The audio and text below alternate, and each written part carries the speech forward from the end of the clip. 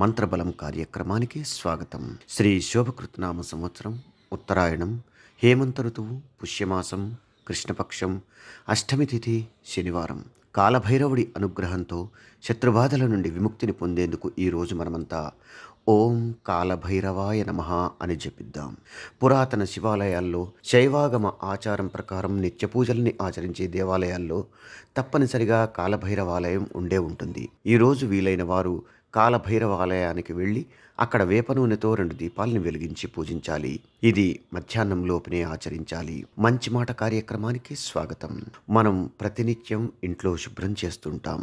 అయినా మరునాటికల్లా చెత్త వచ్చి చేరుతూ ఉంటుంది. మళ్ళీ శుభ్రం చేస్తుంటాం. మన మెదడులో కూడా పనికిరాని ఆలోచనలనే చెత్త వచ్చి చేరుతూ ఉంటుంది. ధ్యానంతో, యోగాతో ఆ చెత్తను శుభ్రం చేస్తుండాలి. లేకపోతే మెదడులో ఆ చెత్తంతా పేరుకుపోయి మెదడు పాడైపోయే ప్రమాదం ఉంటుంది. ఎందుకంటే ప్రపంచంలో మంచిని కూడా విమర్శించేవారు ఎంతోమంది ఉంటారు. ఉదాహరణకు ఇటీవల అయోధ్యలో ప్రతిష్టాత్మకంగా బాలరాముడి విగ్రహ ప్రతిష్టాపన మహోత్సవం జరగడం మన హిందువులందరికీ ఎంతో సంతోషకరమైన విషయం. కానీ దీన్ని విమర్శించేవారు కూడా ఉన్నారు. నిజానికి ఒక అంశాన్ని ఎవరైనా విమర్శించాలంటే వారికి అర్హత ఉండాలి. కానీ అర్హత లేని వారు, ధర్మాచరణ చేయని వారే విమర్శిస్తున్నారు. ధర్మాచరణ చేయని వారికి ధర్మాన్ని విమర్శించే హక్కు లేదు. ధర్మాచరణ చేసేవారే ధార్మికులు. వారు ధర్మాన్ని ఎప్పుడూ విమర్శించరు. అధర్మ మార్గంలో పయనించేవారు మాత్రమే ధర్మాన్ని విమర్శిస్తుంటారు. అలాంటి వారే ఇతరుల పేర్లను వినియోగించుకుని తాము ఓ వెలుగు వెలిగిపోవాలనే ప్రయత్నాలు చేస్తుంటారు. ఈ క్రమంలో తాము ఎవరి పేరునైతే వినియోగించుకుంటున్నారో వారిని అపప్రద పాలు చేస్తున్నామని గ్రహించరు. అందుకే ఇలాంటి వారిని మనం పట్టించుకోవాల్సిన అవసరం లేదు. మనం ఎంతవరకు ధర్మ మార్గంలో పయనిస్తున్నామన్నదే ముఖ్యం. దివ్య పూజ కార్యక్రమానికి స్వాగతం.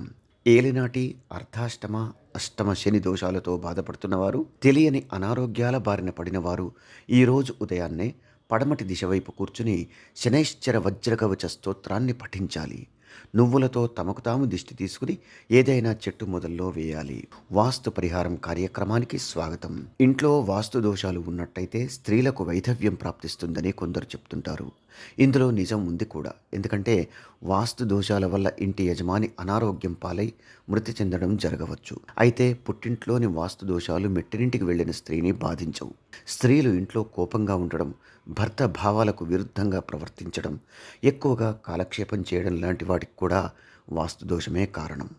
వంటింట్లో ఆగ్నేయ దిశలో వాస్తుపరమైన తప్పిదాలు జరిగినట్టయితే ఇలాంటివి జరుగుతాయి. వంటింట్లో ఒక తలుపు ఏర్పాటు చేసుకుని వాష్ ఏరియా అంటూ ఏర్పాటు చేసుకున్న ఆగ్నేయంలో ఎక్కువగా నీరు ధారాళంగా పారుతున్నా ఇలాంటివి జరుగుతాయి. ఇలాంటి సమస్యలతో బాధపడుతున్న వారు ఇంట్లో శ్రీవాస్తు యంత్రాన్ని ఏర్పాటు చేసుకుంటే సత్ఫలితాలు కలుగుతాయి. యోగం క్షేమం కార్యక్రమానికి స్వాగతం. ఈరోజు సాయంత్రం దుర్గాదేవి ముందు నెయ్యితో 2 దీపాలని వెలిగించి అమ్మవారిని ఎర్రని పుష్పాలతో అలంకరించి ఎర్ర చందనాన్ని సమర్పించి దుర్గా కవచాన్ని పారాయణ చేస్తూ పూజించాలి. దుర్గాదేవి నామస్మరణ చేసిన సత్ఫలితాలు కలుగుతాయి. కుంకుమార్చన చేసి మంగళహారతినిచ్చిన తర్వాత పూజించిన ఎర్రచందనాన్ని నూతట ధరిస్తే అమ్మవారి అనుగ్రహంతో పాజిటివ్ ఎనర్జీ మన సొంతమై దుష్టశక్తుల ప్రభావం దూరమవుతుంది. సర్వే జనా సుఖినో భవంతు. మమ్మల్ని సోషల్ మీడియాలో ఫాలో అవ్వండి. లింక్స్ వీడియో క్రింద డిస్క్రిప్షన్లో పొందుపరిచాము.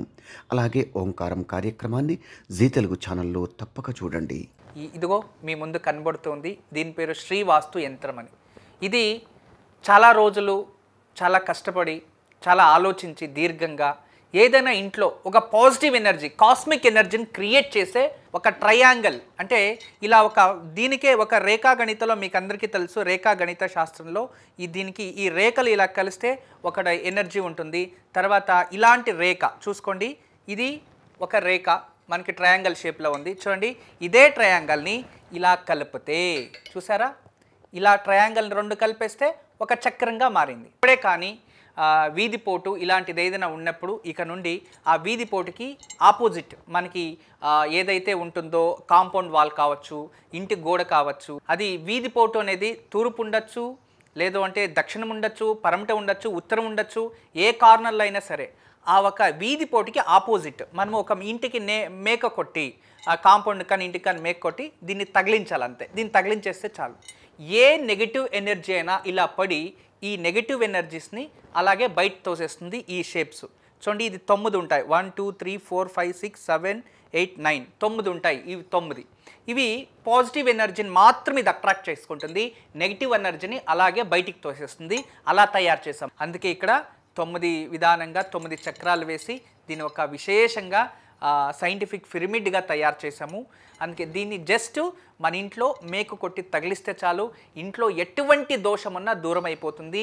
మీ ఇంట్లో ఎటువంటి వాస్తు దోషం ఉంది అని ఎవరైనా చెప్తే ఇక భయపడకండి.